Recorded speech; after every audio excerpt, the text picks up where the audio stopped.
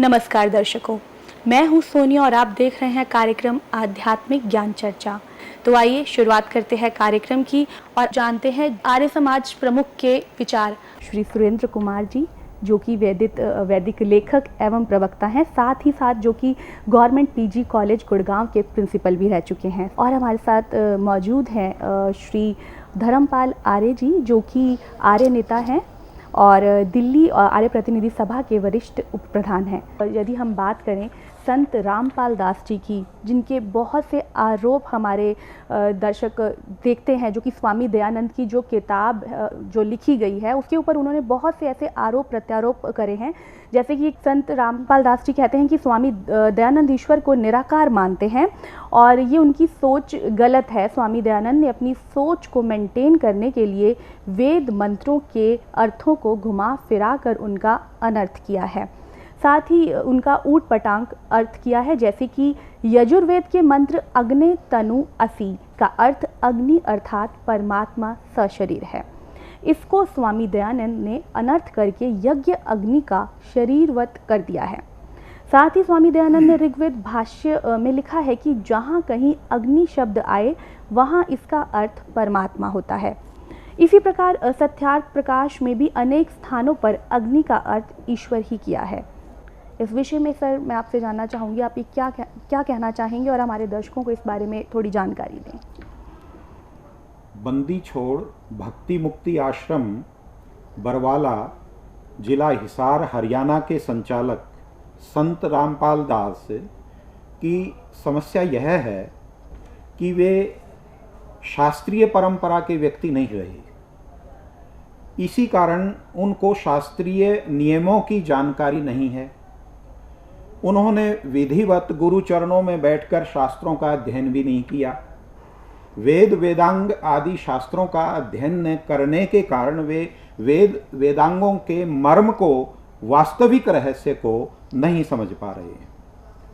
वे विशुद्ध रूप से हिंदी भाषा का ज्ञान भी नहीं रखते, उसका शुद्ध उच्चारण वे नहीं कर सकते और संस्कृत तो उनके लिए बहुत ही कठिन है। उसके नियमों की जानकारी, वेद के अर्थों को करने के नियमों की जानकारी उनको नहीं मिल पाई है। यही कारण है कि वे महर्षि दयानंद के ऊपर आक्षेप लगा रहे हैं अपने अज्ञानता के कारण। महर्षि दयानंद ने वेद वेदांग शास्त्रों को अनेक वर्षों तक गुरु चरणों में बैठकर पढ़ा है और महर्षि के जीवन काल में काशी के विद्वान भी उनके वेदार्थों में किसी प्रकार की कोई त्रुटि नहीं निकाल पाए। आश्चर्य की बात यह है कि जो वेदार्थों को न जानने वाला, संस्कृत और हिंदी भाषा के व्याकरण को न जानने वाला व्यक्ति आज उनके अर्थों में जो दोष निकाल रहा है वह वस्तुतः स्वामी दयानंद के दोष नहीं हैं, अपितु संत रामपाल दास की अज्ञानता के दोष हैं अथवा उनके अध्ययन के अभाव के दोष हैं। दर्शकों और श्रोताओं के सामने वो जो बातें रख रहे हैं वो घुमा फिरा करके असत्य को प्रस्तुत कर रहे हैं। वे महर्षि दयानंद के आशय के विरुद्ध केवल उन बातों को रख रहे हैं जो उनका मतलब सिद्ध करती हैं। इस बात को मैं श्रोताओं और दर्शकों के सामने प्रमाण रूप में प्रस्तुत करता हूं। पहला प्रमाण यह है कि उन्होंने यह असत्य बात दर्शकों के सामने रखी है कि ऋग्वेद भाष्य में महर्षि दयानंद ने लिखा है कि जहां कहीं अग्नि शब्द आए तो उसका परमेश्वर अर्थ होता है। ऐसा महर्षि दयानंद ने कहीं नहीं लिखा। ऋग्वेद के भाष्य का जब प्रारंभ करते हैं तो पहले ही सूक्त और पहले ही मंत्र में और दूसरे मंत्र के भाष्य में महर्षि दयानंद ने अग्नि के अनेक अर्थ किए हैं। उदाहरण के तौर पर अग्नि का ईश्वर अर्थ भी होता है, भौतिक अग्नि अर्थ होता है। तो देखना यह पड़ता है, महर्षि दयानंद का यह सिद्धांत है कि प्रकरण के अनुसार किसी शब्द का अर्थ ग्रहण किया जाता है। यदि हम प्रकरण के विरुद्ध अर्थ ग्रहण करेंगे तो वहां पर अनर्थ हो जाएगा। महर्षि दयानंद के शब्दों में ही यदि उस बात को मैं प्रस्तुत करूं तो महर्षि दयानंद का वाक्य यह है कि इस कारण अग्नि शब्द से ईश्वर तथा दाह गुण वाला भौतिक अग्नि, इन दो ही अर्थों का ग्रहण होता है। उन्होंने दोनों अर्थ किए हैं, परमेश्वर भी अर्थ किया है और भौतिक अग्नि भी अर्थ किया है। तो इस तरह रामपाल दास जी की ये बात बिल्कुल असत्य है कि स्वामी दयानंद ऋग्वेद भाष्य में अग्नि शब्द से केवल एक अर्थ ग्रहण करते हैं। सत्यार्थ प्रकाश में भी यही बात स्वामी दयानंद ने लिखी है। प्रारंभ करते समय सबसे पहले अगर उन्होंने कोई बात समझाई है तो उन्होंने ये समझाया है कि प्रत्येक शब्द का यदि हम प्रकरण के अनुसार और विशेषण के अनुसार अगर अर्थ नहीं करेंगे तो निश्चित रूप से वहां पर अनर्थ हो जाए। एक उदाहरण देते हुए वो समझाते हैं कि संस्कृत में सैंधव शब्द के दो अर्थ होते हैं, एक घोड़ा अर्थ होता है, एक नमक अर्थ होता है। कोई मालिक अगर अपने नौकर से कहता है सैंधवम आनय, अर्थात सैंधव ले आओ, और जाने के समय अगर वो नमक ला करके रख दे और खाने के समय नौकर घोड़े को ला करके रख दे, तो वो नौकर मूर्ख माना जाए। ये प्रकरण के अनुसार अर्थ नहीं हुआ, ये अनर्थ हो जाता है। तो सत्यार्थ प्रकाश के अनुसार भी जो संत रामपाल दास का कथन है वह सत्य नहीं है। उन्होंने पाठकों के सामने असत्य आशय को प्रस्तुत किया है। अब आपने जहां कहा था कि वो संत रामपाल दास कहते हैं कि अग्ने है तनु रसी का अर्थ सही अर्थ है कि अग्नि से शरीर है। मैं कहता हूं कि संत रामपाल दास को यदि वैदिक नियमों की और संस्कृत व्याकरण के नियमों की जानकारी होती तो वो कभी भी ऐसी अनर्थकारी बात दर्शकों के सामने नहीं कहते। कारण है कि अग्ने है तनु रसी का यदि हम शब्दार्थ करें तो अग्नि शरीर है, स शरीर अर्थ नहीं बनता यहां पर। यदि स शरीर अर्थ बनता होता तो यहां क्या प्रयोग मिलता? अग्ने है स तनु असी। ये संत रामपाल दास ने अपना ही अर्थ कल्पित कर लिया प्रकरण के विरुद्ध और संस्कृत के नियमों के विरुद्ध। तो प्रकरण के अनुसार इसका महर्षि दयानंद ने जो सही अर्थ किया है, ठीक इसी प्रकार अग्ने तनु रसी में भौतिक अग्नि के स्थान पर परमेश्वर का जो अर्थ उन्होंने यहाँ पर लगाया है वो प्रकरण के विरुद्ध। यहाँ मैं धर्मपाल जी आपसे जानना चाहूँगी कि यहाँ पर ये कहते हैं कि स्वामी दयानंद ने सत्यार्थ प्रकाश के सप्तम समोल्लास में कहा है कि ईश्वर से मेल होता है और ईश्वर का साक्षात्कार होता है। इससे पता चलता है कि स्वामी दयानंद ईश्वर को साकार मानते हैं, क्योंकि मेल और साक्षात्कार साकार का स्थूल ही होता है। इस प्रकार स्वामी दयानंद जो परमात्मा को निराकार मानते हैं, तो क्या उन्हें परमात्मा का ज्ञान नहीं है? इस बारे में आप क्या कहना चाहेंगे? सोनिया जी, आपने बहुत सुंदर प्रश्न किया। दरअसल में मैं अपने दर्शकों को एक बात बताना चाहूँगा कि आर्य समाज, स्वामी दयानंद और वेद परमात्मा को निराकार मानते हैं। तो दर्शकों, ये थे आर्य समाज प्रमुख के विचार, और आइए अब जानते हैं जगत गुरु तत्वदर्शी संत रामपाल जी के विचार।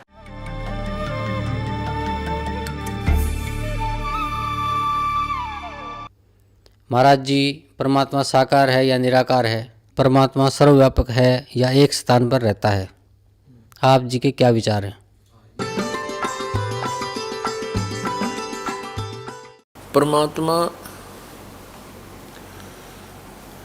साकार है और एक स्थान पर विराजमान है, वो नर आकार है। आपको दिखाते हैं ढेर सारे प्रमाण वेदों में कि परमात्मा साकार है, नर आकार है, ऊपर के लोकों में विराजमान है, वहाँ से गति करके आता है और अपने तत्व ज्ञान को स्वयं ही सुनाता है, बताता है। कवियों की तरह वो आचरण करता है।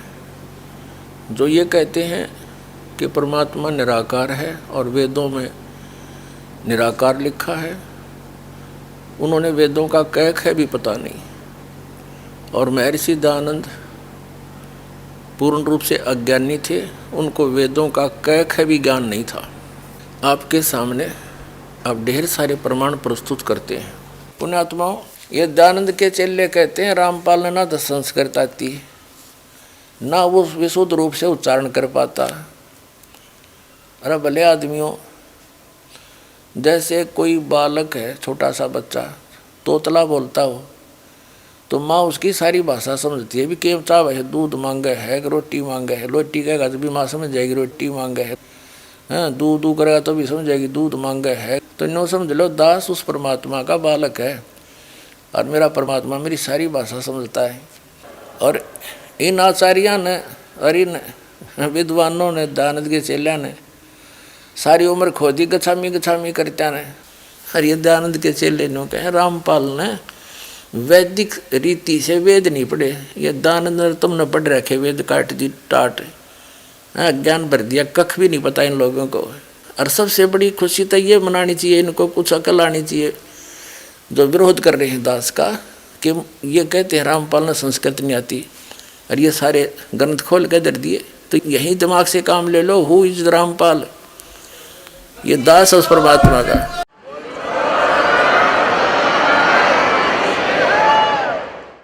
ये रामपाल दास उस परम पिता का, उस परमेश्वर कबीर देव का दास है। उसकी दी हुई बुद्धि से सब सद ग्रंथों को समझा है। कहते 9 मन सूत उड़ जिया, ये ऋषि रहे झकमार, और सतगुरु यानी तत्वदर्शी संत ईसा सुलझा दे, उड़ जाए दूजी बार। अब ईसा सुलझा दिया है, इस कलयुग में नहीं उलझ सकता अभी। अब ये थोड़े से दिन में ये ट्या ट्या करने वाले हैं ना विरोधी, सिर पटक कर बैठ जाएंगे। जनता इन्हें बोलने नहीं देगा, बच्चा बच्चा भी बस चुप हो जाओ, तेरे दिन सुन ली तुम्हारी ये बकवाद। अरे सामने प्रमाण दिखा रहा है, दास ने गला पड़ा लिया और जेल तक जा लिया इस सच्चाई को ऊपर लाने के लिए, और ये फिर भी बकवाद कर रहे हैं। इस दास ने तो न्यौछावर कर रखा है जीवन परमात्मा के लिए। परमात्मा के बच्चों तक इस तत्व ज्ञान को पहुँचा कर छोड़ूंगा, चाहे कुछ भी बीतो मेरे साथ।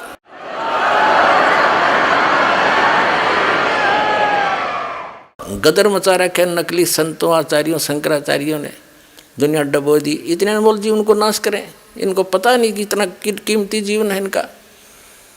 और इस सत साधना से इनको यहाँ भी सुख है और वहाँ जाएंगे जहाँ सदा सुखी। जा जाने के बाद फिर साधक कभी लौट कर नहीं आता। परम पिता परमात्मा पूर्ण ब्रह्म सारी सृष्टि के रचनहार कबीर परमेश्वर जी की असीम रजा से आप जी को ये सत्संग सुनने को मिला। सत्संग उसे कहते हैं जिसमें केवल सत्य ज्ञान हो, असत्य का समावेश ना हो। आज तक जितने भी आचार्य शंकराचार्य ऋषि महर्षि मंडलेश्वर संत या किसी भी धर्म के धर्मी सभी परमात्मा को निराकार कहते हैं। एक बहुत बड़े आश्चर्य की बात है कि प्रत्येक धर्म के धर्म ग्रंथ परमात्मा को साकार बताते हैं, मनुष्य सदृश बताते हैं, सशरीर बताते हैं, उसका नाम कबीर बताते हैं। ये कैसे बिजली गिरी रही पुण्यात्माओं। वर्तमान के अंदर वेदों को विशेषकर पवित्र हिंदू धर्म के अंदर वेदों को एक विशेष प्रमाणित ग्रंथ माना जाता है। वास्तव में देखा जाए तो ये ग्रंथ पवित्र चारों वेद ऋग्वेद, यजुर्वेद, सामवेद और अथर्ववेद ये किसी धर्म विशेष के नहीं है। इन सदग्रंथों की रचना उस समय की गई थी जिसमें कोई मजहब धर्म अन्य नहीं था, केवल एक वैदिक धर्म होता था। अब वर्तमान में इन ग्रंथों को, इन वेदों को हिंदुओं के जिम्मे कर रखा है और वर्तमान के अंदर इन वेदों का ठेका जो ले रखा है आर्य समाज के व्यक्तियों ने, आचार्यों ने ले रखा है। और उनका कहना है कि महर्षि दयानंद बड़े महाविद्वान थे, वेदों के बड़े ज्ञाता थे, उन्होंने वेदों के अर्थ समाधिस्थ होकर प्राप्त किए।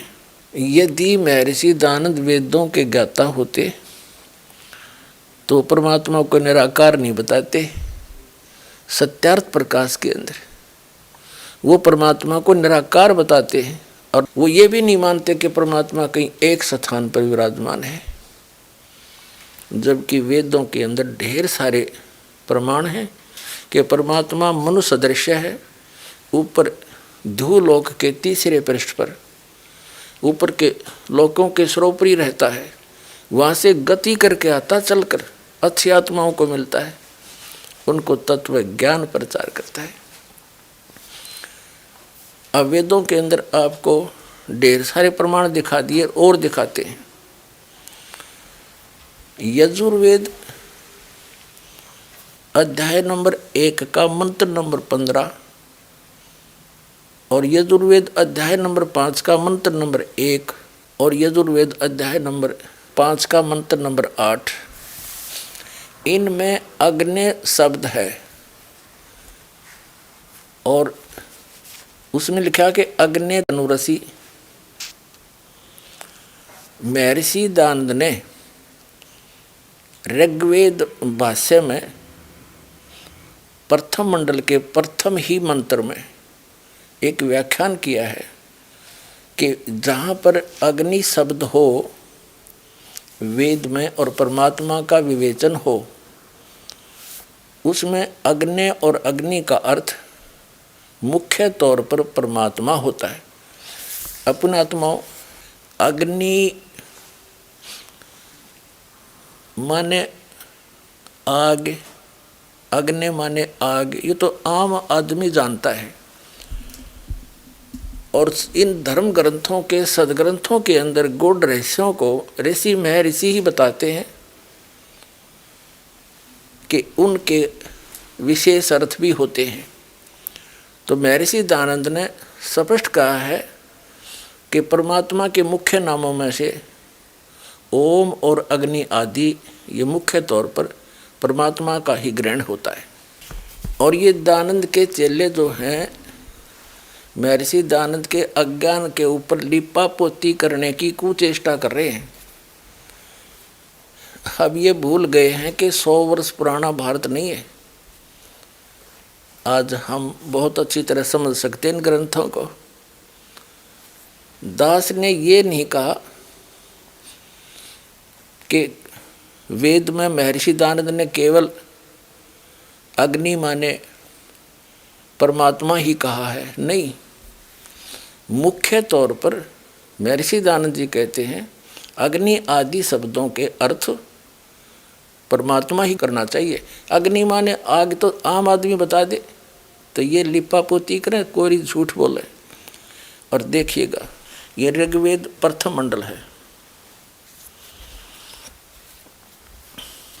प्रकाशक हैं सर्वदेशी कार्य प्रतिनिधि सभा 3/5 महर्षि दानंद भवन, रामलीला मैदान, नई दिल्ली। और यहाँ से छपा है ये।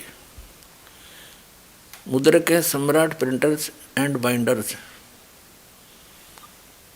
इतने पटौदी और दरियागंज, नई दिल्ली से। ये देखिएगा ये प्रथम मंडल ऋग्वेद स्टार्ट होता है यहाँ से और प्रथम सूक्त का प्रथम ही मंत्र है। ये अग्नि शब्द से प्रारंभ है। इसका महर्षि दानंद ने देखो यहाँ इसका 2 प्रकार से अर्थ किया है और इसमें अग्नि शब्द का अर्थ लिखना भूल गया। ये वर्ड अग्नि माने परमेश्वर की स्तुति करते हैं। ये अग्नि माने यहाँ ना था परमेश्वर, अग्निम। अब इन्होंने क्या किया कि हम लोग विद्वानों के सत्कार, संगम, महिमा और कर्म के दैनिक ग्रहण करने वाले उत्पत्ति के समय पहले परमाणु आदि सृष्टि के धारण करने और बारंबार उत्पत्ति के समय में स्थूल सृष्टि के रचने वाले तथा ऋतु ऋतु में उपासना करने योग्य और निश्चय करने योग्य मनोहर पृथ्वी आदि स्वर्ण आदि रत्नों के धारण करने व देने तथा पदार्थों के प्रकाश करने वाले अग्निम, ये लिखना भूल गए, प्रिंट नहीं हुआ यहाँ पर, परमेश्वर की स्तुति करते हैं। और अग्नि के स्तुति करे अग्नि अर्थ होता था।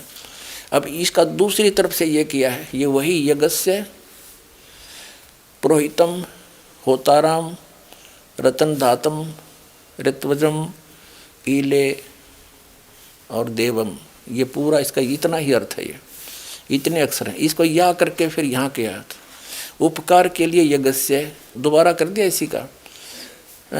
हम लोग विद्या आदि दान और शिल्पियों से उत्पन्न करने योग्य पदार्थ को होताराम देने हारे प्रोहितम उन पदार्थों के उत्पन्न करने समय से पूर्व विच्छेदन धारण और आकर्षण आदि गुणों के धारण करने वाले ऋतुज माने शिल्प विद्या साधनों के हेतु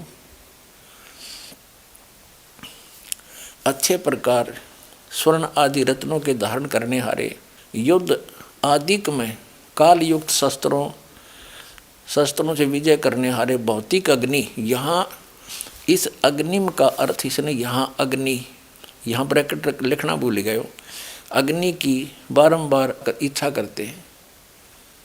अपने आत्माओं एक सोचने की बात है, आम आदमी विचार कर सकता, जरा सा ध्यान दें। जैसे ये दानंद के चेले कहते हैं कि दानंद जी ने ये कहा है कि अग्नि या अग्नि शब्द जहाँ पर है प्रकरणवश परमात्मा का ग्रहण होता है और प्रकरणवश अग्नि माने आग भी होता है, अग्नि माने शस्त्र आदि भी होते हैं। और फिर उदाहरण देते हैं ये दानंद के चेले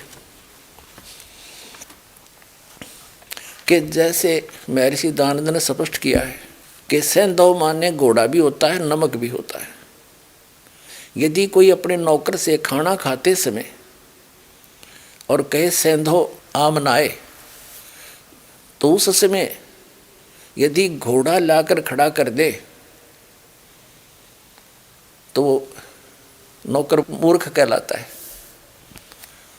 और कहीं जाना हो स्वामी ने और उस समय सेंधव आमनाए कहे और उस समय नमक ला दे, घोड़ा लाना था, तो नौकर मूर्ख कहलाता है। और देखो दानंद ने के कहेंगे वे एक ही मंत्र के दो तरह से अर्थ कर दिए। इसने तो दोनों लाकर खड़े कर दिए, घोड़ा भी और नमक भी। अगले लोग कौन सा चाहिए? ये आपके आगे है कल इसमें कितना पुण्यात्माओं, इसने कख भी पता नहीं था अध्यात्म मार्ग का। और देखो दानंद ने क्या बताया है। अब जैसे कोई एक मोटा उदाहरण है, अब जैसे रामायण की चौपाइयों में लिखा है कि राम ने रावण को मारा और उसका अनुवाद कोई दो तरह कर दे। राम माने बकरा भी हो है, रावण माने जो दुखदाई व्यक्ति रुआने वाला। तो उसी चौपाई का अर्थ कोई दो तरह कर दे कि राम ने कोई रावण है उसको मार दिया या बकरे ने रुआने वाले को मार दिया। ये अर्थ हो सकता है तो ऐसे। तो ये महर्षि दानंद के ऐसे अनुवाद है वेदों के। वाह वाह वाह वाह करके। वाह क्या होता है? एक सेंटेंस के अंदर वाह अर्थ आ ही नहीं सकता। यो भी हो सकता, ऐसे भी हो सकता है। आप जी को और दिखाते हैं, ये सेंधव के उदाहरण दे करके अपने आप को विद्वान सिद्ध करना चाहते हैं। और दयानंद तक कति मूर्ख था, दोनों खड़े कर दे ला करके। जैसे कहीं कोई खड़ा हो सेंधव ला, घोड़ा भी खड़ा कर दे, नमक भी, ऐसे दानंद करा। देखिएगा यही कितने को उदाहरण दिखाऊं, गिनती नहीं। ये है ऋग्वेद मंडल नंबर 1 सूक्त 12 का और मंत्र नंबर ये 3 है। ये देखो 3, इसमें अग्नि देवम ये शब्द है सारे। अग्नि माने स्तुति करने योग्य परमेश्वर, जो आप इस प्रकार करके आप इस स्थान में प्रकट कराने वाह के अर्थ होता है। या वाह माने या अवन के किए पदार्थों का ग्रहण करने तथा खोज करने योग्य असी माने हैं। हम लोग अंतरिक्ष में होम पदार्थों को करने वाले विद्वान हैं। यहाँ अग्नि माने परमेश्वर लिख दिया, फिर इसका या करके फिर कर दिया। अग्नि माने भौतिक अग्नि। इसी का एक अर्थ तो इस पंक्ति का, इस मंत्र का, इसमें ये अर्थ 7-8 वो है मंत्र। अग्नि अग्नि अर्थ देवान, ईहा ये देखो ई है, और ये ज्ञान होता आदि ये सारे ये इड हैं, ये नो के नो है, इडे असी आव है,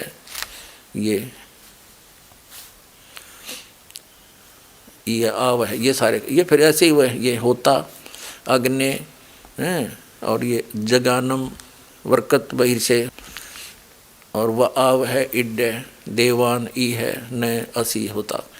ये कोई अर्थ है इसका? इस एक ही सेंटेंस में, एक ही मंत्र में दो तरह अर्थ कर रहा है। अग्नि माने परमेश्वर भी कर रहा है और अग्नि माने भौतिक अग्नि भी, एक ही मंत्र में। इसमें नहीं, कई जगह सैकड़ों स्थानों पर इसने ऐसा अड़ंगा कर रखा है। मंडल 1 सूक्त 12 का मंत्र 7 में भी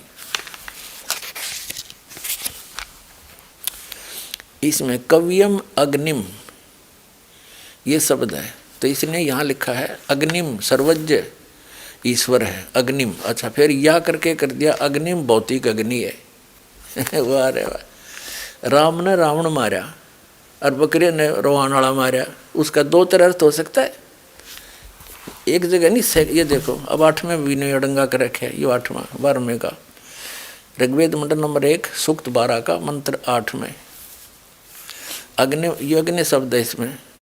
यह तो हम अग्नि, अग्नि माने विज्ञान स्वरूप जगदीश्वर, और या करके अग्नि माने भौतिक अग्नि का। ये नो के नो, ये 5-7 शब्द हैं, ये उल्टे सुल्टे करके देख सकते हैं आप, देखिएगा। ये हैं अग्नि, जगदीश्वर, वैस्पति, और ये सप्रियति भव दूतम यस्य तस्य ये परविता भव, ये वही ये है। ये है अविस्पति, ये अविस्पति, अग्नि अग्नि, प्रियस ये सप्रियति, ये सप्रियति, परविता ये परविता, तस्य तस्य भव भव। यानी इसी मंत्र का दो तरह अर्थ कर दिया। तो घोड़ा भी और नमक भी दोनों धर दिए महर्षि दयानंद ने।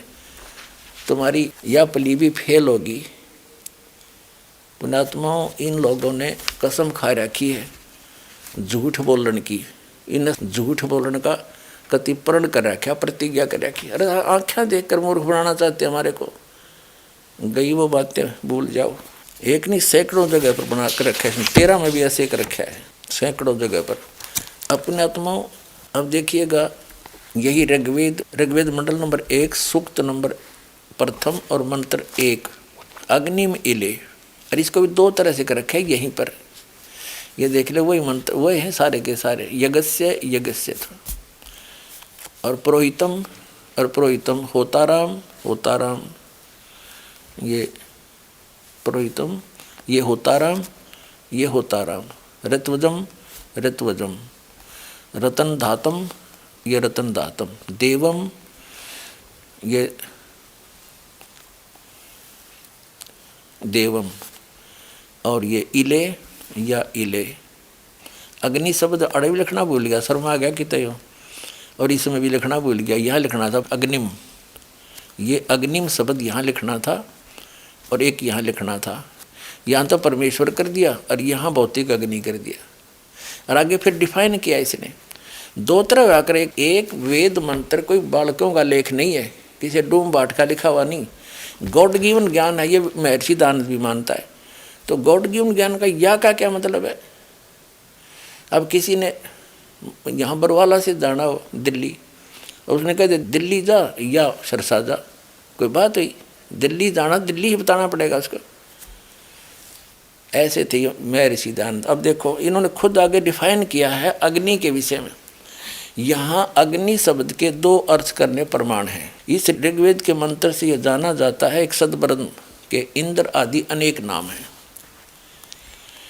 इस यजुर्वेद के मंत्र से अग्नि आदि नामों करके सच्चिदानंद आदि लक्षण वाले ब्रह्म को जानना चाहिए। इत्यादि सतपथ ब्राह्मणों से अग्नि शब्द ब्रह्म और आत्मा इन दो का वाची है।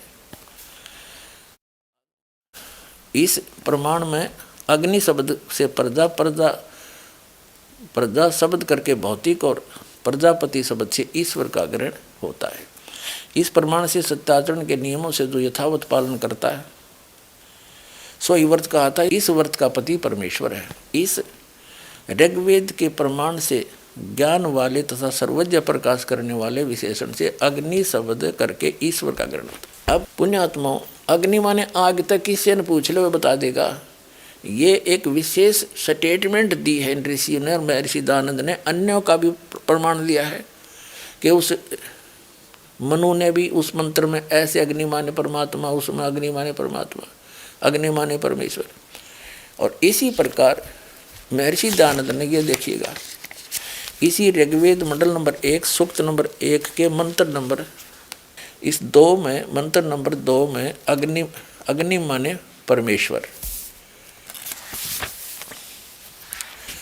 और 3 में ऋग्वेद मंडल नंबर 1 सूक्त 1 मंत्र 3 में अग्निम इवा अच्छी प्रकार ईश्वर, अग्नि माने ईश्वर। फिर 4 में अग्नि माने परमेश्वर, ठीक है। और फिर 5 में अग्नि शब्द नहीं है। फिर 6 में ये वही चल रहा है, 6 में अग्नि माने परमेश्वर, और फिर 7 में अग्नि माने सबके उपासना करने योग्य परमेश्वर, अग्नि माने। और फिर 8 में अग्नि शब्द नहीं है, 9 में अग्नि माने ज्ञान स्वरूप परमेश्वर। अपने आत्माओं, सत्यार्थ प्रकाश के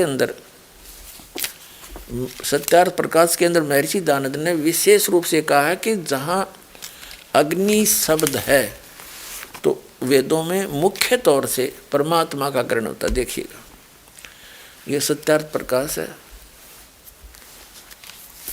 ये महर्षि दयानंद की रचना है। वेद आदि विविध सद शास्त्र प्रमाण संविनता है। श्रीमद परमहंस परिव्राजक आचार्य महर्षि दयानंद सरस्वती स्वामी विरचित है। ये यहाँ से प्रकाशित है, वैदिक यति मंडल, दयानंद मठ, दीनानगर, पंजाब से। और छपा कहाँ से है? ये यहाँ से छपा है।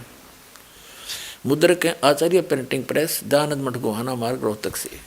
इसके प्रथम समोल्लास में सत्यार्थ प्रकाश का प्रारंभ होता है। प्रथम समोल्लास है, इसमें परमात्मा के नामों की व्याख्या की है। ओम, जो ये ओंकार शब्द है, वह परमेश्वर का सर्वोत्तम नाम है। और इसमें ए उ में 3 अक्षर हैं। जैसे अकार से विराट अग्नि, और विश्व आदि, उकार से अरण्य गर्भ वायु आदि, मकार से ईश्वर इत्यादि प्रज्ञादि नामों का वाचक ग्रहण होता है। ठीक है, अग्नि यहाँ भी ले लिया, परमात्मा के नामों में से है एक अग्नि। अब यहाँ देखिएगा, ये है सत्यार्थ प्रकाश प्रथम समोल्लास में 15 पृष्ठ पर इस प्रकाशन के। यहाँ लिखा है कि सौ प्रकाश होने से अग्नि, निरंतर व्यापक होने से परमेश्वर का नाम ब्रह्म है। अग्नि भी है परमेश्वर का नाम और ब्रह्म भी है। ठीक है, और यहाँ स्पष्ट कर दिया इस महर्षि दयानंद ने। ये 17 पे समोल्लास प्रथम के पृष्ठ 17 पे सत्यार्थ प्रकाश में, जो ज्ञान स्वरूप सर्वज्ञ जानने प्राप्ति करने योग्य और पूजा करने योग्य है, इससे परमात्मा का नाम अग्नि है। और यहाँ 16 पर ये स्पष्ट कर दिया है सत्यार्थ प्रकाश के 16 पृष्ठ पे कि ओम और अग्नि आदि नामों के मुख्य अर्थ से परमेश्वर का ही ग्रहण होता है। महर्षि दयानंद के निर्देशानुसार उनके चेलों ने अनुवाद किया सामवेद का। देखिएगा, यजुर्वेद और सामवेद इकट्ठे जल्द किए हैं अनुवाद करके। ये कहाँ से छपा है? प्रधान कार्यालय दयानंद संस्थान, वेद मंदिर, महात्मा वेद भिक्षु सेवा आश्रम, पोस्ट मुखमेलपुर, दिल्ली, दूरभाष इतना। दयानंद संस्थान नई दिल्ली का प्रकाशन।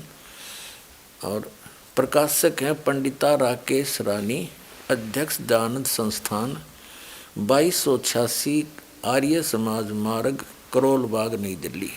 अब इसमें देखिएगा, कमाल कर रखा है। ये सामवेद प्रारंभ होता है, सामवेद भाष्यम स्टार्ट होता है प्रथम मंत्र, प्रथम अध्याय। इसमें क्या लिखा है? अग्नि माने हे परमेश्वर, प्रथम मंत्र में। अब दूसरे में अग्नि माने हे परमेश्वर, तीसरे में अग्नि माने हे परमेश्वर को, चौथे में अग्नि माने परमेश्वर, पांचवें में अग्नि माने हे ईश्वर, छठे में अग्नि माने हे ईश्वर, सातवें में अग्नि माने हे परमेश्वर, जहाँ तक देखे 8वें में, ये 8वां है, अग्नि माने ईश्वर को, 9वें में अग्नि माने परमेश्वर, 10वें में अग्नि माने परमेश्वर, और फिर अगला अध्याय शुरू हो गया उसके अग्नि माने हे परमेश्वर। दूसरे में भी ये सार है, तीसरे में इनमें पर अग्नि नहीं है, चौथे में अग्नि माने हे परमेश्वर। अब जहाँ देखा और भी ढेर सारे इसमें, जहाँ देखा है ये देखो, देखो जहाँ देखा है अग्नि माने हे परमेश्वर, अग्नि माने हे परमेश्वर, अग्नि माने ईश्वर, अग्नि माने परमेश्वर, अग्नि माने परमेश्वर, अग्नि माने परमेश्वर, जहाँ देखो ये सार है। अब यजुर्वेद के अध्याय नंबर 1 के मंत्र नंबर 15 में एक शब्द है अग्नि तनु रसी। महर्षि दयानंद की यहाँ बुद्धि स्लिप होगी कि भगवान को कैसे शरीर लिखूं, और क्योंकि इन्होंने लोक वेद दंत कथा अज्ञान अनुभव से प्रत्येक के मुख पर चढ़ा हुआ था परमात्मा निराकार है, निराकार है। तो ये विचलित हो गए, सब निराकार के हैं और वेद साकार बता रहे हैं। कदे तुम पकड़े जाओ, उसको ऊट पटांग अर्थ कर दिए, घुमा फिरा दिया। तो क्या इनको अपना अनुभव था, इस दास को हुआ अनुभव, और ठोक के कह रहा परमात्मा शरीर है, मनुष्य दृश्य है, एक स्थान पर रहता है और उसका नाम कबीर है। तो सारा देश कुछ भी कहता है और प्रमाण देता हूँ, प्रत्येक ग्रंथ के अंदर प्रमाण दिखाऊंगा आपको। परमेश्वर ने कहा था 3 लोक और भवन चतुर्दश कोई नहीं सत्संगी। किसी को सत्य का ज्ञान नहीं है, वास्तविक ज्ञान किसी को नहीं है वेदों का या किसी भी ग्रंथ का। वर्तमान में लिखने वाले जो ग्रंथों के वो तो महापुरुष थे, लेकिन उनका वर्तमान में किसी को ज्ञान नहीं है, उसमें वास्तविकता है क्या, देखिएगा। ये यजुर्वेद, इसके महर्षि दयानंद ही अनुवादक हैं। ये देखिएगा, प्रकाशक हैं सर्वदेशी कार्य प्रतिनिधि सभा 2/5 महर्षि दयानंद भवन, रामलीला मैदान, नई दिल्ली से। अनुवाद करता महर्षि दयानंद। मुद्रक Prince offset printers 1510 Pataudi house Daryaganj, नई दिल्ली से। ये यजुर्वेद भाष्यम और प्रथमोध्याय, इसके 15वें मंत्र में अग्ने तनुरसी वाचो विसर्जनम देवविते तवा। तो महर्षि दयानंद ने इस अग्ने तनुरसी वाचो विसर्जनम, और ये जो हाईलाइटेड है ना, इन शब्दों के अर्थ छोड़ दिए। इसमें आप देख लो, इसमें क्या लिखा कि मैं सब जनों के हित सहित जिस हवि अर्थात पदार्थ के सत्कार के लिए बड़े बड़े पत्थर वृद्धग्राहा, बड़े बड़े पत्थर हैं, वनस्पति काट के मुसल हैं आदि पदार्थ, विद्वान व दिवगुणों से युक्त इस यज्ञ को श्रेष्ठ गुणों के प्रकाश के श्रेष्ठ विद्वान व विविध भोगों की प्राप्ति के लिए ग्रहण करता हूँ। बताओ, ये कोई अनुवाद इसका है? कोई सिर पैर? अब परमात्मा का वर्णन चल रहा है और परमात्मा यूँ कहेगा कि मैं बड़े बड़े पत्थर और काठ के मुसल ग्रहण करता हूँ। सिर में मारेगा भगवान इन काठ के मुसलान और पत्थर ने। इसका अनुवाद भी ना करना है। इसका अनुवाद बहुत गजब का अनुवाद है।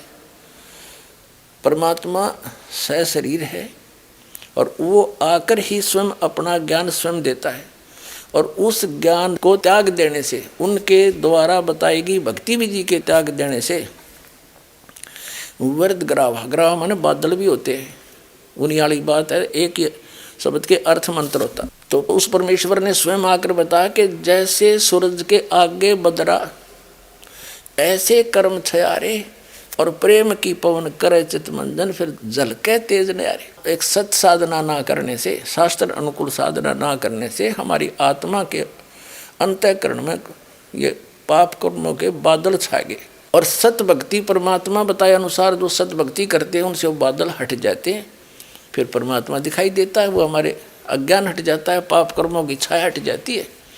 और वनस्पत्य का ऐसा न करा, काठ के मुसल, वनस्पत्य काष्ठ के मुसल आदि पदार्थ, और मैं ग्रहण करता हूँ, भगवान कहे मैं ग्रहण करता हूँ। अरे वाह, इसका अर्थ अन्य ही है, दास ने कर रखा है, लेकिन पहले इन्हीं के द्वारा किए गए अनुवाद में इनको फेल कर देता हूँ, उसके बाद दास के द्वारा किए गए अनुवाद सबको स्वीकार्य होंगे। मैंने कर कदर रखे और दे भी रखे भक्तों को। लेकिन अब इनको रूबरू करना चाहता हूँ, ये किसे विद्वान थे। और यहाँ पर ये देखो, यह महर्षि दयानंद ने सोचा कि इसका अर्थ करना छोड़ देता हूँ, ना तो कोई पकड़ा जाऊंगा। इसमें कहीं पर भी अग्नि तनुरसी वाचो विसर्जन देव वितय, इनके अर्थ नहीं है, देख लेना। देखिए पूरे, ये संस्कृत शब्द है, इसमें कहीं पर भी अग्नि शब्द नहीं है ब्रैकेट में।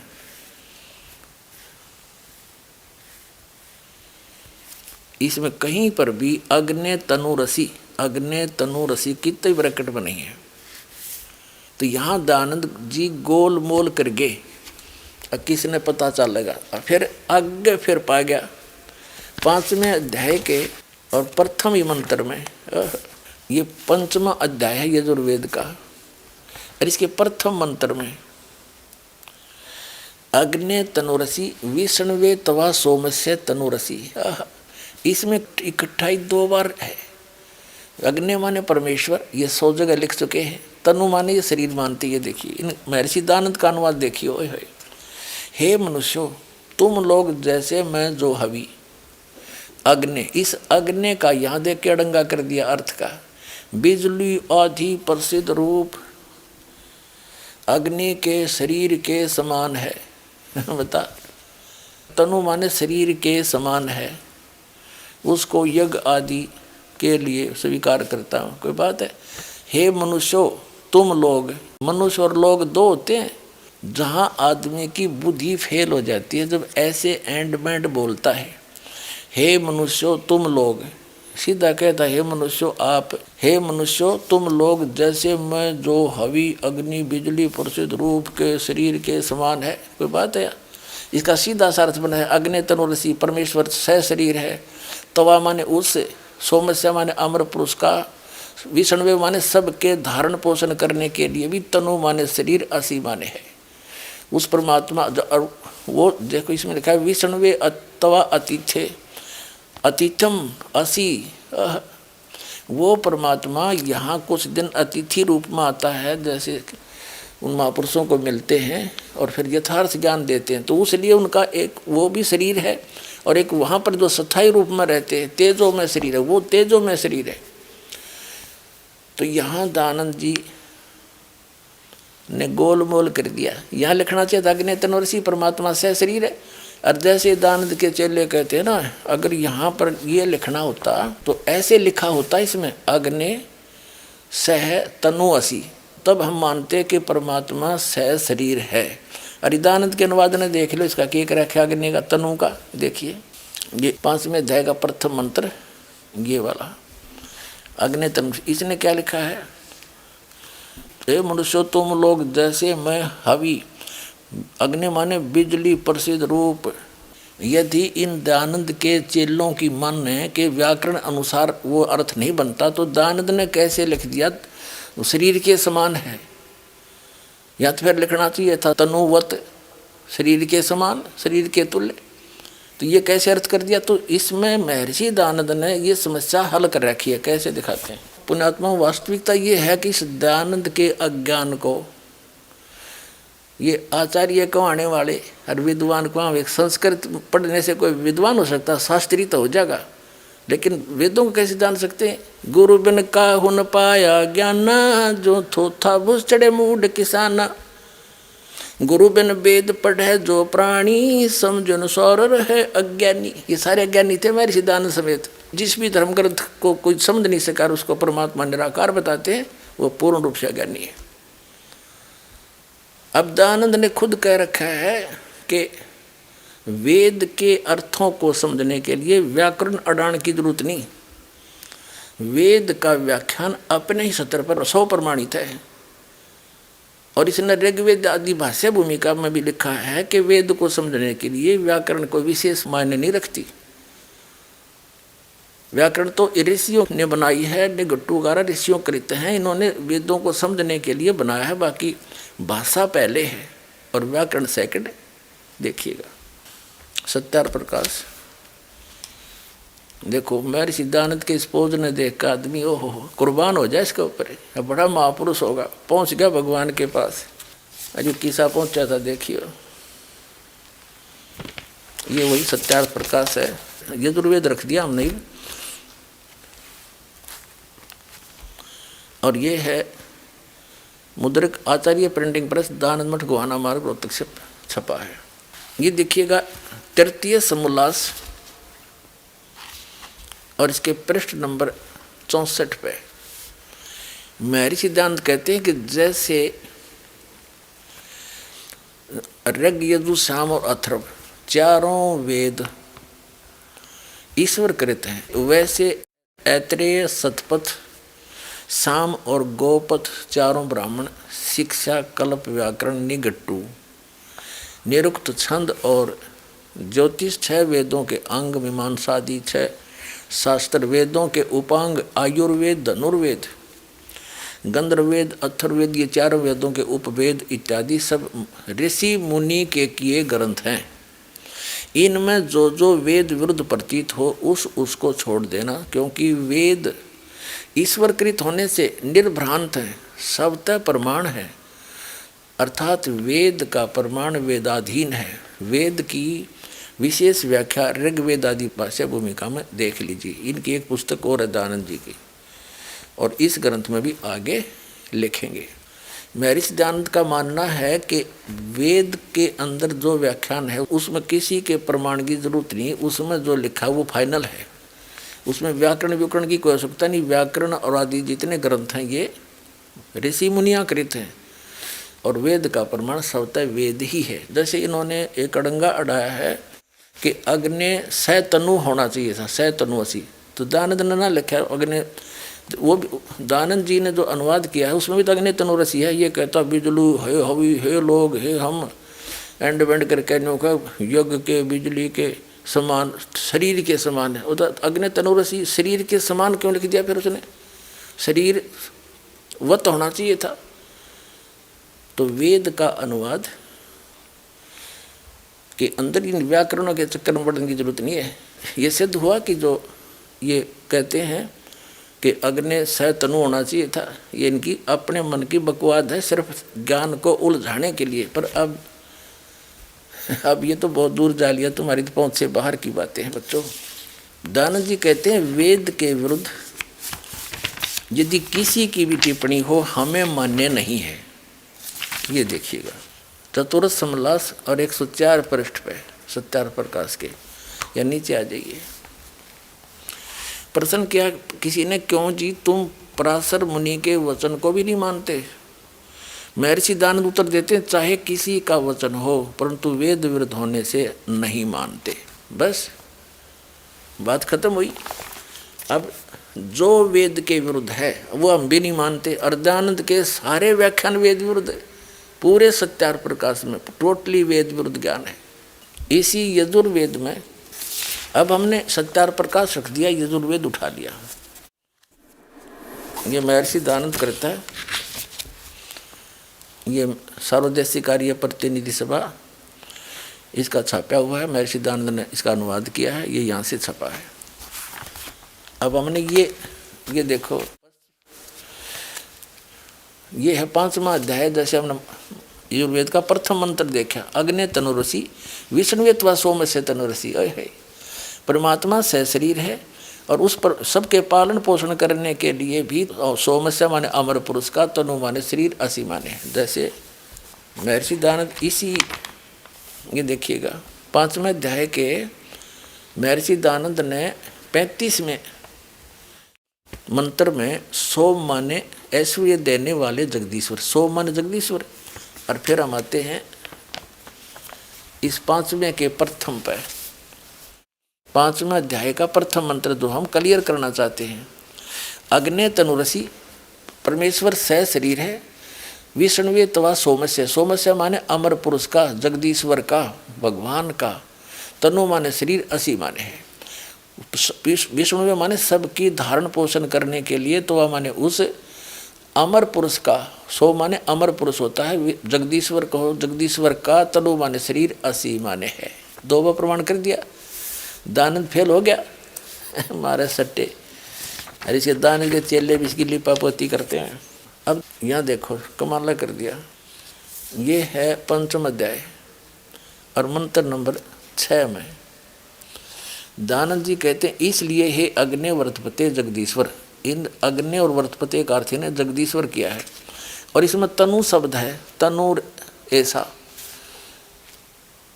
तवा माने आप, यानी इस पालन करने वाले, तवा आप, वाह बिजली। देख दयानंद के अर्थ है।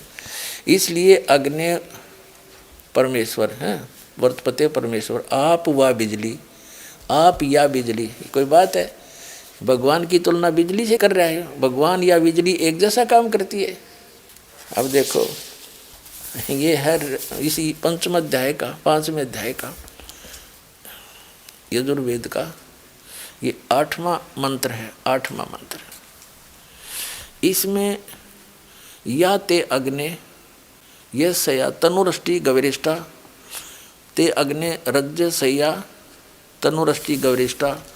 इसमें 3 बार लिखा है, ते अग्ने हरि सैया तनुरसी गवरिष्ठा गवरिष्ठा। इसका अर्थ क्या बना महर्षि जी ने, हे मनुष्य लोगो। देख इसका अनुवाद स्वरूप देखो, हे मनुष्य लोगो। मनुष्य और लोग 2 आकर अड़ंगत मतलब था इसने, हे मनुष्यों सीधा कहना था, तुमको ये जो इस अग्नि माने बिजली कर दिया, बिजली रूप, यहाँ परमेश्वर लिखना था। परमेश्वर का स्वर्णादि में सोने अत्यंत बड़ा असया, सया माने सोना होता है, बड़ा गवरिष्ठा अभ्यंतर में रहने वाला, तनु माने शरीर, असी माने है। यहाँ असी लिखा है। यहाँ लिखना था कि हे परमात्मा आपका शरीर है, यानी 3 सतिथि में है भगवान। जैसे ऊपर एक विशेष सतिथि में सिंहासन पर विराजमान है, एक बहुत बड़े गुंबज में सिर पे मुकुट है, ऊपर छत्र है, उनके एक रोमकूप में करोड़ सूर्य दे, करोड़ चंद्रमा, इतना नूर है, प्रकाश है भगवान के शरीर का, मनुष्य दृश्य है। तो उस तीनों सतिथि का यहाँ अनुवाद है कि आप नीचे आते हो तो अपने रूप को सरल कर लेते हो, उसमें इतना तेज नहीं होता। तो यहाँ इन लोकों में निवास करने के लिए आप आते हो कुछ समय अतिथि रूप में, तब भी आपका शरीर है। और बालक रूप धारण करके आते हो आप, तो भी आपका एक अन्य शरीर होता है। ये देखो, इन 3 प्रकार से लिखा है, दयानंद ने बैठा दिया। फिर लिखा है अग्नि माने बिजली, परमेश्वर लिखना था। परमेश्वर का अत्यंत वितीर्ण, ये तो ऊपर है ना, एक जो ऊपर वितीर्ण विस्तीर्ण अभ्यंतर में स्थित होने, रद सैया लोकों में सोने वाला, यानी लोकों में, इन अन्य लोकों में आकर वो रहते हैं, उसके लिए भी तनु माने शरीर है, उसका शरीर है।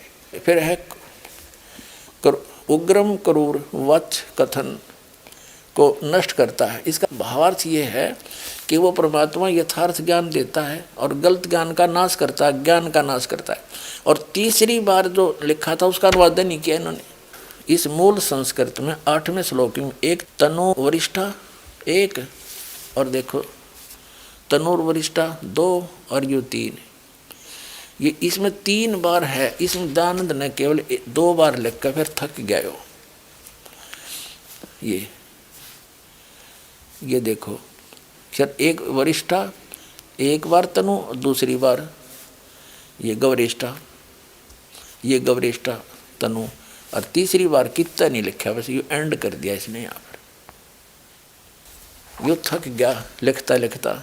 सच्चाई को कहाँ तक छुपावे, चोर चुरावे तोमड़ी गड्ढे पानी में, वो गड्ढे वो ऊपर आवे ना, सच्चाई छानी ना। अब यजुर्वेद 5 के मंत्र नंबर 32 में, 5वां अध्याय यजुर्वेद का 5वां अध्याय,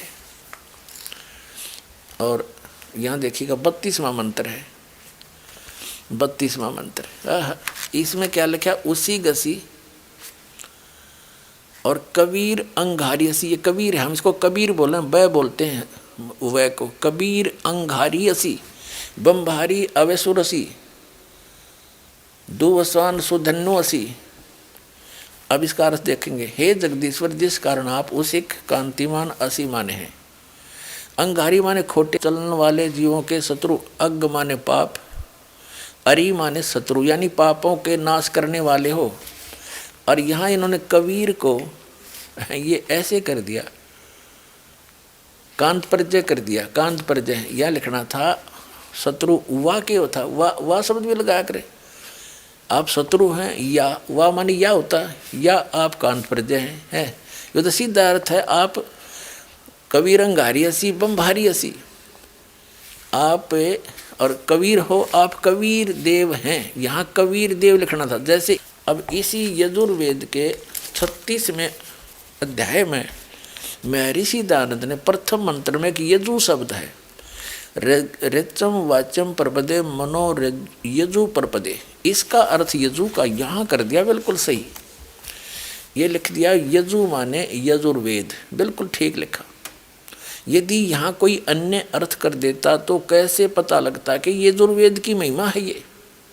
तो ठीक जहाँ पर इस कहीं भी वेद में परमात्मा की महिमा चल रही हो और वहाँ कबीर शब्द है, कवि का 2 अपसर्ग भी लगा रखी हैं, वह अंडरस्टूड होना चाहिए कबीर देव है, वो कबीर परमात्मा, देव माने परमेश्वर। अब देखो ये अथर्ववेद है, ये भी इन आर्य समाजियों का अनुवाद है। इसमें महर्षि दयानंद व उसके चेले ही वेदों का अनुवाद करते रहे हैं। ये कहाँ से छपा है? वहीं से। प्रकाशक है पंडिता राकेश रानी। और ये कहाँ से छपा है? प्रधान कार्यालय वेद मंदिर महात्मा वेद भिक्षु सेवाश्रम, लेखराम नगर, अब्राहिमपुर, मुखमेलपुर, दिल्ली। इतना ये है। ये देखिएगा चतुर्थ कांड में, और यहाँ देखिएगा एक 7वां मंत्र है, ये 7वां। इसमें यहाँ पर कबीर देव शब्द है, कबीर देव। ये अथर्वणम पित्रम देवबंधु बृहस्पतिम नमसा च गच्छात। तुम विश्वेश्वाम जनिता, तो माने आप विश्वसाम यानी सब ब्रह्मांडों के उत्पन्न करने वाले हो। यथा से देव कबीर देव है न दबायत स्वाधावान। इसमें लिखा है गतिशील पुरुषार्थी पुरुष निश्चल पिता विद्वानों व सूर्य आदि लोकों का बंधु नियामक बड़ों बड़ों के स्वामी परमेश्वर को नमस्कार के साथ निश्चय करके पहचानिए। हे परमेश्वर, तू सब सुखों का उत्पादक हो, क्योंकि यहाँ लिखना था आप कबीर देव हो। कबीर देखो ये कबीर देव है, इसका इसने अपसर्ग लगा दिया पर, और देव का अर्थ परमेश्वर कर दिया। तो ये लिखना था वो कबीर देव है, वो कबीर परमेश्वर है। कबीर देव लिख देते, ये एज इट इज लिख देते, वो कबीर देव। हम उसको कबीर देव माने परमेश्वर, वह कबीर परमेश्वर है। इसका ये अर्थ है, जो सबका रचनहार और सच्चा साथी, सब ब्रह्मांडों का रचनहार, वो कबीर देव है, कबीर साहब है। हम कबीर साहब कहें, कबीर भगवान साहब को, परमात्मा को, राम को, अल्लाह को, गॉड को, खुदा को, कबीर गॉड है। अब हम फिर लेते हैं यजुर्वेद, अथर्ववेद रख दिया। ये महर्षि दयानंद का वो अनुवाद है, ये यहाँ से छपा, ये वही का वही उठा रहे।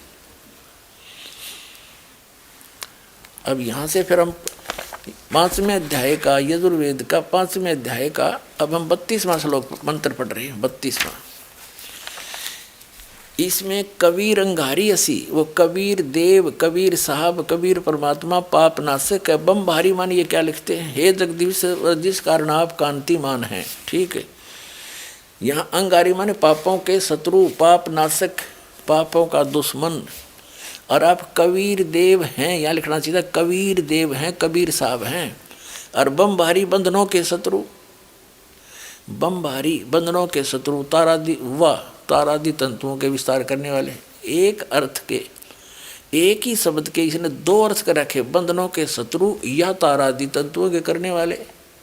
असी माने बम भारी माने बंधनों के शत्रु, हम उसको बंदी छोड़ कहते हैं, बंधनों से छुड़वाने वाले। बता, ये दयानंद के चेले कहते हैं कि महर्षि दयानंद ने तो प्रकरणवश अनुवाद कर रखे, खाक प्रकरणवश कर रखे। एक मंत्र के 2 तरह से अर्थ, जिसमें बिजली माने भगवान परमात्मा भी, बिजली माने बिजली भी। और यहाँ बम बारी माने बंधनों के शत्रु वा यतार आदि तत्वों के विस्तार करने वाले। कोई अर्थ है यो? एक अर्थ होता है किसी भी सदग्रंथ में, दो दो करके उसका कैसे निष्कर्ष निकालेंगे? फिर इसका अर्थ क्या है देखिए, बम भारी बंधनों के शत्रु, ये होना चाहिए था। आप बंदी छोड़ हैं, हम उसको बंदी छोड़ कहते हैं। फिर देखो रत धामा, ये है सवर ज्योति, स्वयं प्रकाशित है वो सतलोक।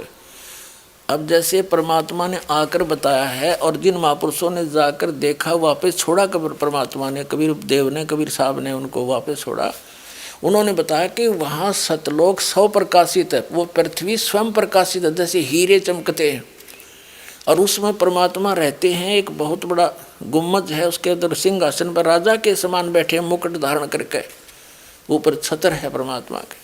तो वो सतलोक जो है स्व प्रकाशित है, तो वो सवर ज्योति ऋत धामा सतलोक कहते हैं हम उसको। ये देखिए हम 32वां श्लोक पढ़ रहे हैं 5वें यजुर्वेद के 5वें अध्याय का।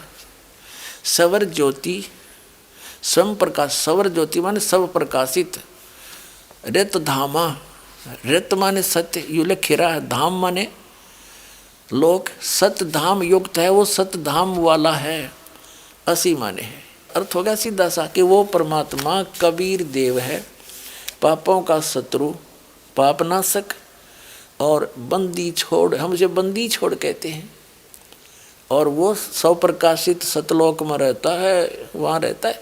और वो ढेर सारे प्रमाण आपको दे दिए, ऋग्वेद मंडल नंबर 9 और सूक्त नंबर 82 के 1, 2, 3 में, ऋग्वेद मंडल नंबर 9 चम्मन के 3 मंत्र में, ऋग्वेद मंडल नंबर 9 सूक्त 86 के मंत्र 26 और 27 में, कि वो परमात्मा राजा के समान देखने योग्य है, तीसरे मुक्ति धाम में रहता है, सब लोगों के सर्वोपरि रहता है। ऋग्वेद मंडल नंबर 9 सूक्त नंबर 96 के मंत्र 16 से लेकर 20 तक स्पष्ट कर दिया है कि उसका नाम कबीर देव है, लोकोक्तियों के माध्यम से अपना ज्ञान प्रचार करता है और वो तीसरे मुक्ति धाम में विराजमान है, वहाँ रहता है, वहाँ से गति करके आता है, अच्छी आत्माओं को मिलता है और उनको अपना ज्ञान देता है। हरि दयानंद के चेले नो कहे, रामपाल ने वैदिक रीति से वेद नहीं पढ़े, ये दयानंद तुमने पढ़ रखे वेद काट दी टाट, ज्ञान भर दिया, कख भी नहीं पता इन लोगों को। और सबसे बड़ी खुशी तो ये मनानी चाहिए, इनको कुछ अकल आनी चाहिए जो विरोध कर रहे हैं दास का, कि ये कहते हैं रामपाल ने संस्कृत नहीं आती और ये सारे ग्रंथ खोल के दर दिए। तो यही दिमाग से काम ले लो, हु इज रामपाल, ये दास उस परमात्मा का।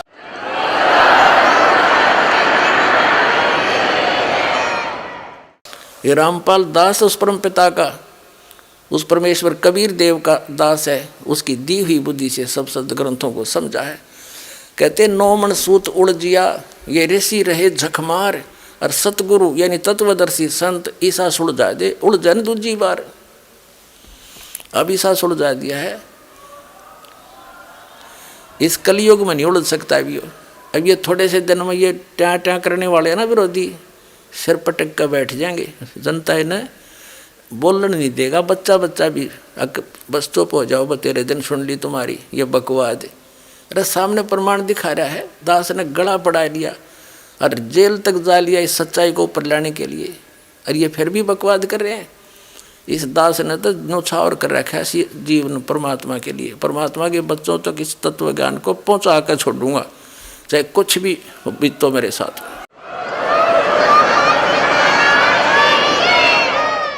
गदर मचा रखे नकली संतों आचार्यों शंकराचार्यों ने, दुनिया डबो दी, इतने अनमोल जीवन को नाश करें, इनको पता नहीं कि इतना कीमती जीवन है इनका।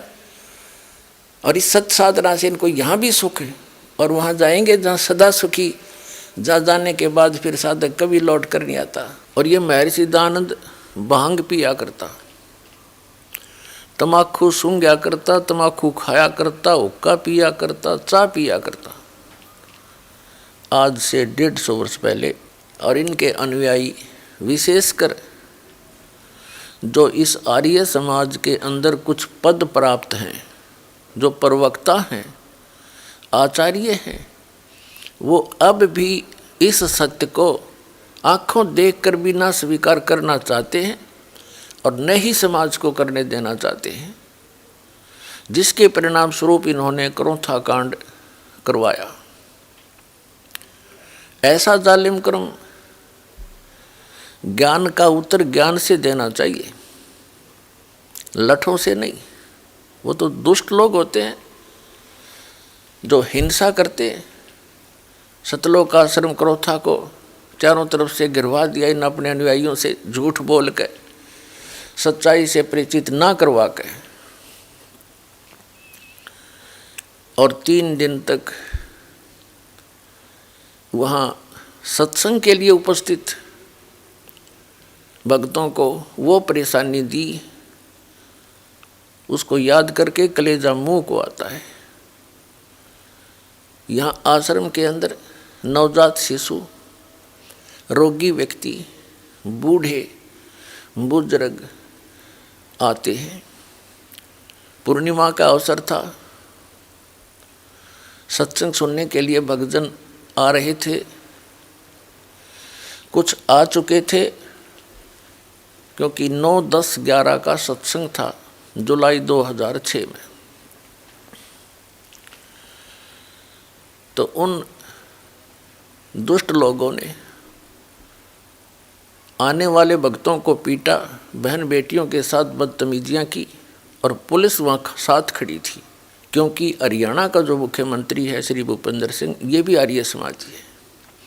इन सब को इन्होंने भ्रमित किया, आचार्यों ने, जनता को भी, मुख्यमंत्री को भी,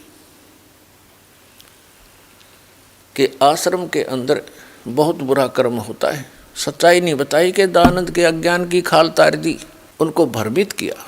और जिस कारण से पुलिस के समक्ष मुख्यमंत्री की सलाह से 3 दिन तक वो परेशानी पैदा की, हाहाकार आश्रम में मची रही।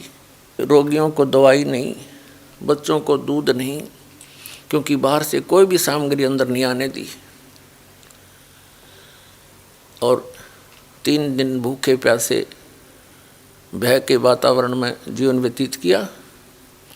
और 12 जुलाई 2006 को, सन 2006 को आक्रमण करवा दिया, चारों तरफ से घेर लिया आश्रम को। आश्रम में उपस्थित भक्तों ने उन बूढ़े बुजुर्ग, रोगी और नवजात शिशुओं की और लेडीज़ की, बहनों की रक्षा के लिए हवाई फायर किए। और तीसरे दिन हमारे ऊपर एक झूठा केस बनाकर 302 का हमें जेल में डाल दिया, आश्रम छीन लिया, लुटवा दिया। पुलिस की प्रेजेंस में चोरियां करवा दी, एसी तक उठवा दिए। तो पुण्यात्माओं, इस सब जुल्म का कारण वो आचार्य हैं, वो प्रवक्ता हैं, जिनको स्वयं ज्ञान नहीं था कि मैं सिद्धांत सचमुच इतना बुद्धिहीन था। न उसको वेद ज्ञान था, न उसको खगोल भगोल का ज्ञान था, और न ही वो समाज सुधारक था। ये उनकी पुस्तकों में लिखा था, दास ने पढ़ा और आपके रूबरू कर दिया। तो इन आचार्यों को, इन प्रवक्ताओं को समस्या पैदा होगी कि तुम्हारे ही अनुयायी तुम्हें धिक्कारेंगे कि अब तक तुम के पढ़ा करते, इसमें क्या बताया तुमने, हमारे को लोक वेद सुनाते रहे। इस डर से इन्होंने जनता का ध्यान बांटने के लिए क्रोथा कांड करवा दिया। इन्होंने जब देखा कि रामपाल फंसा नहीं, आदमी कोई मरा नहीं, और ये तो बात बिगड़ गई। आश्रम का नाश करने के लिए, प्रचार बंद करवाने के लिए इन्होंने स्वयं ही एक व्यक्ति को मार डाला, क्योंकि शराब प्या के बदमाश ला रखे थे, स्वयं भी इनके अनुयायी आए हुए थे। तो इन्होंने सुनियोजित तरीके से वो जुल्म कर दिया। उस मृतक के सब लक्षण प्रत्यक्ष करते हैं कि आश्रम से चली गोलियों से उसकी मृत्यु नहीं हुई। ये लैब जो लेबोरेटरी होती है जहाँ से सरकार ने खुद जांच कराई है, उस लेबोरेटरी की रिपोर्ट में एफएसएल रिपोर्ट वो बताते हैं, उसको बोलते हैं, उसमें स्पष्ट किया गया है। हम आश्रम के अंदर बैठे थे, आश्रम से बाहर नहीं गए, हमारे ऊपर आक्रमण किया गया। एसडीएम रोहतक अपने आदेश में लिखता है कि मैं भी वहाँ उपस्थित था और उपस्थित पुलिस ने वहाँ पर जो प्रोटेक्शन में थी बहुत बचाव करने की चेष्टा की, लेकिन भीड़ उग्र थी, वो काबू नहीं आई। तब पुलिस ने मुझे राय दी कि इसको कब्जे में ले लिया जाए, आश्रम को खतरा है, और मैं भी सहमत था इस बात से, क्योंकि मैं वहीं पर था, एसपी डीसी भी वहीं पर थे। आश्रम कब्जे में ले लिया गया। फिर झूठा केस बनाया गया कि पंचायत आई थी रास्ता खुलवाने के लिए, रास्ता जाम वो खुद कर रहे थे। तो ऐसा जुल्म इन लोगों ने किया हमारे साथ, वो तो परमात्मा ही इनको सजा दे या इनाम दे, भगवान पर छोड़ते हैं। लेकिन हम अपने परमात्मा पर गर्व करते हैं कि उन्होंने ऐसे जुल्म किए, फिर भी हम सुरक्षित, और आज ये ज्ञान शिखर में पहुंच गया। इन सब फिटे मुँह हो जाएंगे।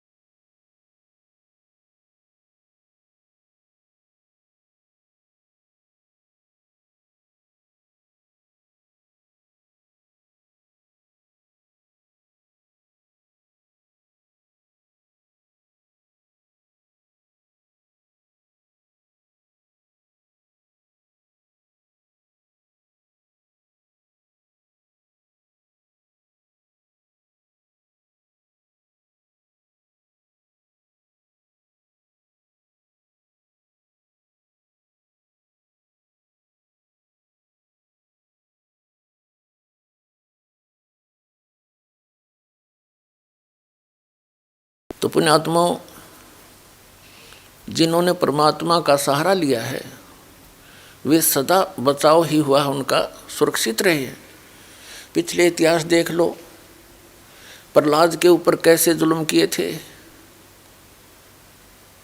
मीराबाई के साथ कैसे कहर तो ले गए थे, विष पिला दिया था नहीं मरी, प्रहलाद को अग्नि में डाला था नहीं मरे, पहाड़ों से डाला था नहीं मरे, सर्पों में डाला था नहीं मरे। क्योंकि जिसके साथ परमात्मा है, जाको राखे साइयां मार सके ना को। तो पुण्यात्माओं,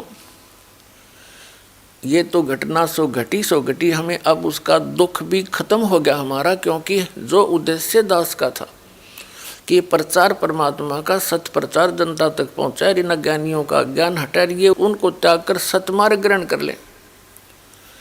और क्रोथा कांड का मेन उद्देश्य था कि रामपाल को मार दें, लेकिन परमात्मा की दया हुई, दास ने मरने का गम नहीं, उस समय मर जाता तो ये काम अधूरा रह जाता, ये गम अवश्य साथ ले जाता।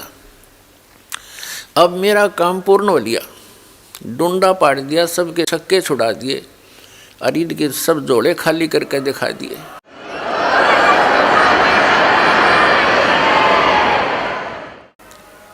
इनके अज्ञान को सदग्रंथों से तोल के दिखा दिया, उनसे मेल करके दिखा दिया, ये टोटली फेल हैं। विश्व के जितने भी धर्मगुरु वर्तमान के हैं, इनके पास कोई शास्त्र अनुकूल साधना नहीं, सब उवा बाई बक रहे हैं।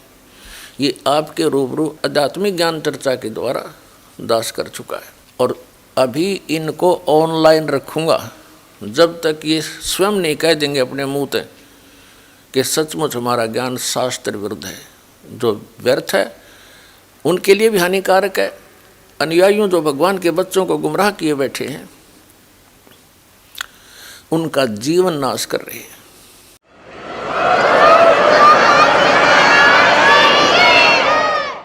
तो महर्षि दानंद और अन्य जितने भी ये महापुरुष हुए हैं, जो अध्यात्म मार्ग में आगे बढ़ने की जिन्होंने चेष्टा की है, वे सभी पुण्यकर्मी प्राणी होते हैं, परमात्मा के लिए तरफ रहे होते हैं। और उसी तरफ में ये महापुरुष इधर उधर जाते हैं, उनको मालूम होता है, धीरे धीरे ज्ञान होता है एक दूसरे से सुनकर कि परमात्मा की जानकारी तत्वदर्शी संत बताया करते हैं। तो संतों की खोज में सभी महापुरुष निकल पड़ते हैं। पुण्यात्माएं जितनी भी हैं वो भगवान की भक्ति बिना नहीं रह सकते, उसके लिए वो संतों के पास जाते हैं। उनका सौभाग्य और दुर्भाग्य साथ होता है, उनको जैसे संत मिलते हैं वो उनको परम संत मानकर आश्रित हो जाते हैं, उनके द्वारा प्राप्त ज्ञान पर वो दृढ़ होकर लग जाते हैं। उन्हीं में से एक ये महर्षि दानंद पुण्यकर्मी प्राणी थे। इनके घर में किसी चीज़ की कमी नहीं थी, ब्राह्मण वर्ण में जन्म था। इनके पूज्य पिताजी उदिच्य ब्राह्मण थे और यजुर्वेदी थे, यजुर्वेद का वो पाठ करते थे। और जमीन भी थी इनके कुछ, महर्षि दानंद के पूज्य पिताजी सरकार से भी कुछ पद प्राप्त था उनको, और कुछ सेना भी रखते थे। ऐसे संपन्न घर को त्याग जाना ये कोई छोटी बात नहीं। और किस लिए? परमात्मा के लिए। तो वो महापुरुष घर से निकल गया, भाग गया, घर छोड़ के भाग गया। उसने अपने जीवनी में लिखा है। तो निकला था भगवान पाने के लिए, आगे उनको वो तत्वहीन प्राणी संत मिल गए, ऋषि मिल गए, ब्राह्मण मिल गए, गुरु। महर्षि दानंद जी ने 13 गुरु किए और अन्य से बहुतों से ज्ञान ग्रहण किया, लेकिन उनकी जीवनी में लिखा है वो 13 गुरु उन्होंने धारण किए और उनके चरणों में बैठ कर उन्होंने वेद ज्ञान, वैदिक ज्ञान प्राप्त किया। और उन अज्ञानियों से ग्रहण ज्ञान के आधार से स्वयं वक्ता बन गए। ये जिज्ञासु बन के निकले थे और उस तत्व ज्ञान के आधार से वो वक्ता बन गए, औरों को ज्ञान प्रचार करने लगे उस अड़ंगे का जो 13 ज्ञानियों से ग्रहण किया था। और उसका अपना अनुभव उन्होंने अपने जो जीवन काल में जो कुछ भी जाना समझा, वेदों को अपना अनुभव किया, वो सत्यार्थ प्रकाश नामक एक पुस्तक बना के समाज को प्रवेश कर दिया। महापुरुष चले जाते हैं, उनके बाद उनके ज्ञान का जो प्रतीक है, उन्हीं का जो साक्षी है, उनका अनुभव होता है। तो महर्षि दयानंद का जो अनुभव है वो उनके सत्यार्थ प्रकाश नामक पुस्तक में लिपिबद्ध है, और वो टोटली वेद विरुद्ध है। तो ये महर्षि कौन से साइड में था, जब एक भी वेद से ज्ञान नहीं मिलता इसका, और वेदों को सत्य मानता है। और इनके चेले ने कहे रामपाल ने संस्कृत ना आती, और महर्षि दयानंद ने तो गुरुओं के चरणों में बैठ कर वैदिक ज्ञान प्राप्त किया था। अब जिन गुरुओं से उसने जैसा ज्ञान प्राप्त किया था वैदिक, अब इसके सत्यार्थ प्रकाश से और वेदों से तोल कर यह दास दिखाओगा।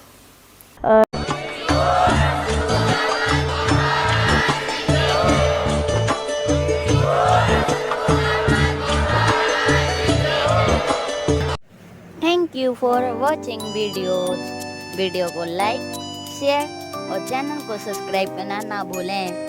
अधिक जानकारी के लिए दिए गए नंबरों पर संपर्क करें। सत साहिब।